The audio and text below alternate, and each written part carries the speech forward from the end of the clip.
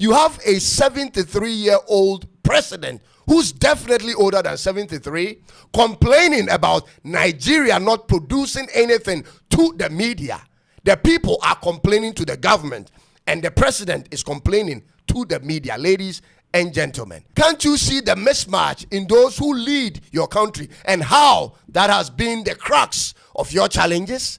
Does the president of Nigeria know that it is his responsibility to handle this situation or not? Ladies and gentlemen, you have such an old man ruling the most dominant country in Africa, forcing every one of you to run to other places, seeking for change and recognition which you can't even find in your own home country. What other change is there for you apart from the changing of the leadership of your country for once in your lives, Nigeria? Now all of Africa will have to endure and suffer the onslaught of challenges many of your people migrate with. This cannot continue. Welcome back, everyone. So that this particular video, I would love you guys to watch what this Ghana man said about Nigeria, like what he told Nigerians to do. It is thought-provoking, but the truth needs to be told.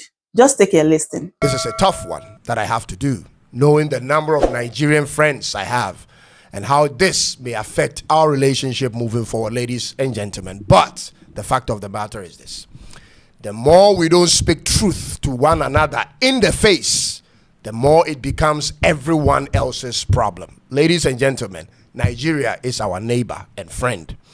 Nigeria is the heartbeat of Africa. They are the sound and rhythm of Africa to the world because of their sheer size and talents. That is undeniable.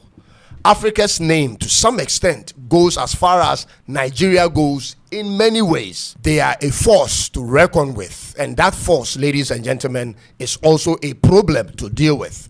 This is a country its people speak the loudest, both within and outside their borders, in spite of the many terminal challenges they face every day.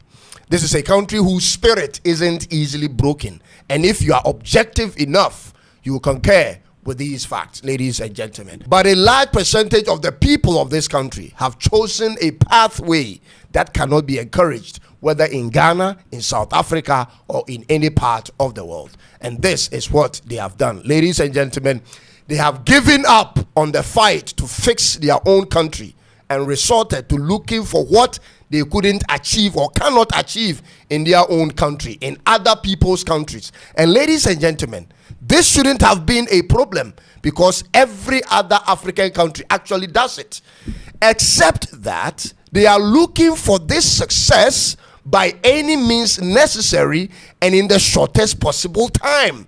This is the canker that plagues majority of young Nigerian immigrants anywhere they go.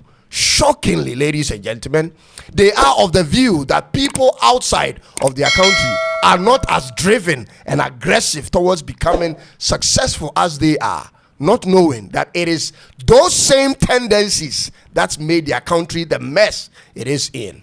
Many of them are therefore driven into all sorts of illegal enterprises anywhere they settle, getting rich by all means necessary in the shortest possible time. This is what Nigeria is being known for now. Who doesn't want this? But is that acceptable? It has gotten to the point that they don't care how a person makes their money, so long as the person makes their money. But you and I know that that's not how it's understood in other places. Nigeria, your people are running from your country as though the entire country is at war. Both men and women, young and old, to every other country. You have now become Africa's most emigrated country, meaning you have the largest number of people living abroad compared to any other African countries. This was true 20 years ago, ladies and gentlemen, and same today, and the number isn't slowing down because the factors that causes this is still expanding. Your social media content creators who indulge in politics are either doing it with comedy to trivialize the repercussions of their words, or are doing it outside of your country for fear of their lives. Almost every well-meaning person who speaks truth to issues in Nigeria lives outside of Nigeria. Fear and terror have hijacked your country at every front. There is no non-politician fighting for the change that can bring a difference in your country anymore. Almost every relevant voice in your country is either silenced or paid at this point. Therefore, the fight other countries have to put in to attain the peace you see and desire is what you have denied and declined. It doesn't work like this, Nigeria. Nigeria, instead of trying to make yourselves relevant in other countries, instead of trying to insert yourselves into the social fabric of other countries by all means necessary, how about this? How about you go back home and build your country? You have a country that could use a lot of the smart people. How be it, ladies and gentlemen, that the ones who claim to be smart are leaving or have left the country? Ladies and gentlemen, who have they left behind? How will you build your country like this? You have abandoned your country to politicians and cabals whose interest is similar actually to yours. And here is my explanation to that.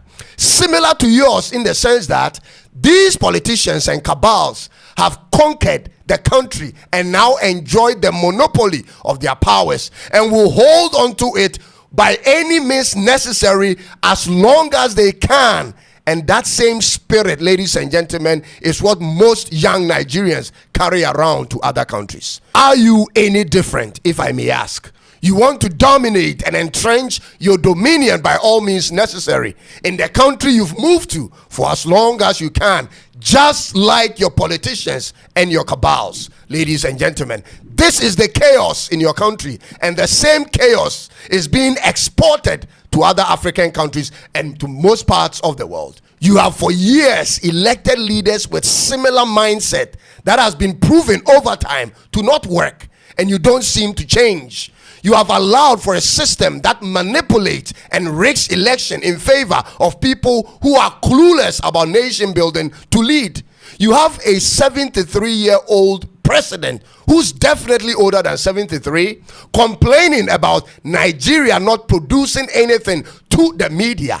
The people are complaining to the government, and the president is complaining to the media. Ladies and gentlemen, can't you see the mismatch in those who lead your country and how that has been the crux of your challenges? Does the president of Nigeria know that it is his responsibility to handle this situation or not? Ladies and gentlemen, you have such an old man ruling the most dominant country in Africa, forcing every one of you to run to other places, seeking for change and recognition which you can't even find in your own home country. What other change is there for you apart from the changing of the leadership of your country for once in your lives, Nigeria? Now all of Africa will have to endure and suffer the onslaught of challenges many of your people migrate with. This cannot continue. And now an Igbo man running around in Ghana claims to be king. King of what exactly? If he is the king of Igbos as he claims, then it's more meaningful when he rules from an Igbo land, don't you think? Listen, I like the audacity with which he speaks and carries himself around, but I would love to see that same energy and audacity carried out in Nigeria instead. Could he have had such a voice in any village in Nigeria? He can only do this here because we, the Ghanaian people, have opened our doors to all. But this must stop. Mr. President of Ghana, be guided on how you go about this situation, because the youth of Ghana who made you president are talking on every platform on social media. Our voices are united against anything or anyone that would want to undermine our constitution. Mr. President, stop giving unnecessary validation to this man and his likes. The more he runs around associating and snapping pictures with you, the more he goes around parroting the idea of being someone of significance in our country, which he is actually not. You have a country to run, Mr. President. You must be busy. Your ministers of state and the members of parliament and all don't have to compromise on any level for this man. The Igbo man is a foreigner on our land and not a royal. He can be a king amongst his people in Ghana, but that shouldn't be carried out onto our own people. And ultimately, this is what I want to say to Nigeria. claiming the giant of Africa status for yourselves is not in words but in deeds. Be the giant at home first of all. Go home and begin the process of everything you are looking for out there. Go home and get it started. You have the men, you have the resources, and the attention of the world. What you need is to direct it to where the problem originates. The problem is not in the system of Ghana or South Africa or how any country treats you, because those systems were not built for you. The problem is with your own broken system. You have the financial muscle to mobilize the needed funds for this cause if you choose, but that will be when you make that decision to choose to go and save your country. The people of Nigeria can set up their own political party if that's what will bring the change, but you cannot do that while living overseas or running all the time. You need men and women on the ground to play the role of foot soldiers, ladies and gentlemen. You must go back and be a part of the change you want, or else don't try effecting those changes in other people's countries. And to those Nigerians who refer to Ghana as small Ghana, listen, how do you say small Ghana when Ghana is nearly the size of the UK? The UK is a union of 4 countries, but less than 3% bigger than Ghana, yet controls the world's financial system. Would you call the UK small under any circumstance? Nigeria? I think you choose to be deliberate on denigrating Ghana's reputation by calling her small, simply because this is the only time you can feel proud about something or on any subject when compared to Ghana. It is not the size of the land or the population of the country that determines greatness, ladies and gentlemen, because if that were the case, the UK shouldn't be sitting at the G7. It is your ability to create the most value with what you have that matters, ladies and gentlemen. You have so much, yet you have so little to show for.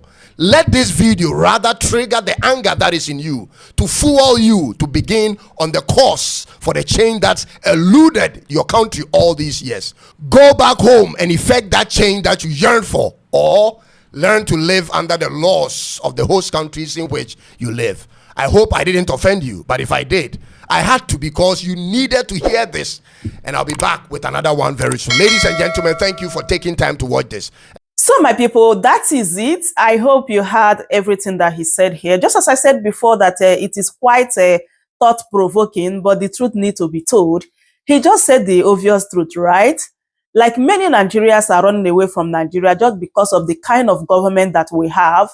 And it is time to stand up and say enough is enough. Like, how long are we going to keep running away from Nigeria? Like, who is going to do it for us? It is time for Nigerians, especially the youth, to rise up and say enough is enough, because all this insult from other countries, like, it is getting out of hand. We said that Nigeria is a giant of Africa, but other African countries do not believe that, because of what is happening in Nigeria right now, because we cannot keep running. Like, for how long? Like, for how long? Like, this man just said it all. It is time for Nigerians to come back home and stand up and say enough is enough for all these cabals, all these evil politicians that call themselves our leaders. So my people, I don't know what you think. I would love you guys to leave your thoughts in the comment section as always. Subscribe for more updates, like, and also share the video. I will see you guys in my next update. Goodbye for now. Welcome to Shamras News TV.